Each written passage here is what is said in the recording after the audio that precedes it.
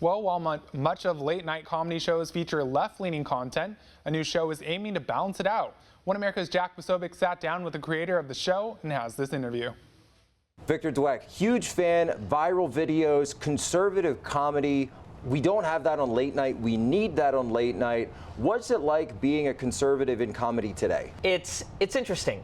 I don't like the show to be so much called conservative. We're not so much conservative in the sense that we are necessarily pro-Trump or pushing an agenda, but just not hating on one side. The goal of the show is a show where people can come together and laugh from both sides of the aisle. I myself am a conservative, so a lot of the show comes from me, comes from my writing, and so that will tend to lean right and satirize and make fun of some of the ridiculous things that are going on in the country. That's something I've noticed, and this is a way that, you know, SNL 20 years ago or Mad TV back in the 1990s used to be, where it's not necessarily picking a side and then hating on that side.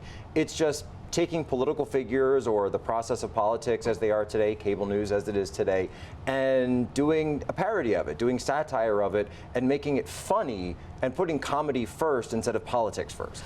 Absolutely. Comedy is a way of shining light on the truth. Comedy is something that I think everybody needs every day.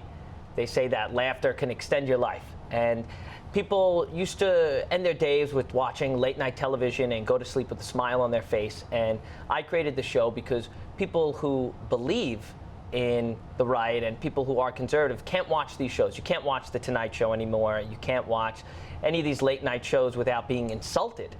And so that's why we created the show. From what you're saying is a perspective, comedy didn't used to pick sides. Comedy didn't used to pick a team. It used to be, no, we're just going to be funny and make satire. But what's interesting and was crazy that I heard is that some of your videos were getting censored on Facebook. Yes, absolutely, Jack. We had a video called The Fireman, which made fun of fake news, CNN, for example, going after someone and twisting someone who's a hero who likes Trump as being a racist. And it basically made fun of hate speech, and it was classified as hate speech, and Facebook took it down. So you're making fun of hate speech, and yet it classifies it as hate speech. Yeah, absolutely ridiculous. And Breitbart put out an article, and about 5 days later, Facebook apologized and said they made a mistake and put it back on. What does that say from a social media perspective when it comes to someone who's working in this industry? Does it make you feel worried that every time you put up something, you might get banned? Yeah, it's tough. I don't think that we can rely on Facebook anymore, Jack.